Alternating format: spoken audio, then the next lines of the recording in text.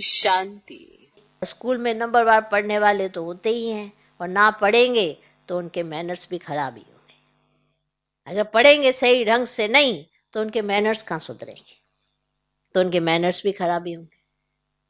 पढ़ाई लिखाई कितनी जरूरी होती है, तो पढ़ते हैं, स्कूल जाते हैं, कई अपने घर में ही बैठ के पढ़ रहे होते हैं, सोचते घर में बैठ के पढ़ लेंगे, लेकिन स्कूल में जाते हैं, मैनर्स देखे जाए तो टीचर उसमें करेक्टर सर्टिफिकेट अब तो ऐसे ही लिखवा लेते हैं ना, पहले जरूरी होता था,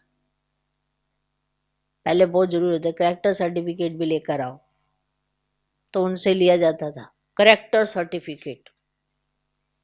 जब 10th क्लास पास करके आगे जाते थे ना, कॉलेज में जाना होता था, तो वो साथ में सर्टिफिकेट दिया जाता था ऐसे, तो उसका रिकॉर्ड देखा जाता था, पीछे दिया था ना। तो स्कूल में अगर पढ़ते हैं तो मैनर्स भी देखे जाते हैं। अब हम यहाँ सब पढ़ रहे हैं, ठीक है, और मैनर्स अच्छे हो नहीं, व्यवहार करने का ढंग ना हो, बातचीत करने का अकल ना आता हो, किसी से कैसे व्यवहार करना है क्या नहीं, तू तड़ाक करते हो, लड़ने को बिल्कुल आतुर रहते हो, जैसे पुराने कोई संस्कार उसके निकल निकल के आते हो, तो ऐसे को क्या करेक्टर सर्टिफिकेट देंगे। तो समझ में आ जाता है ये पढ़ता वढ़ता नहीं।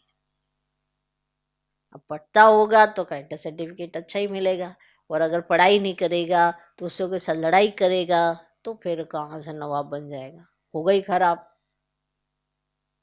समझा? इसीलिए आज बाबा कह रहे सावधान होकर पढ़ो। क्या? सावधान होकर पढ़ो। तो इसलिए बाबा ने ये भी बताया कि कैसे तनख्वाह बढ़ती है। तो जो भगवान कहता है तो वो करो भी ना।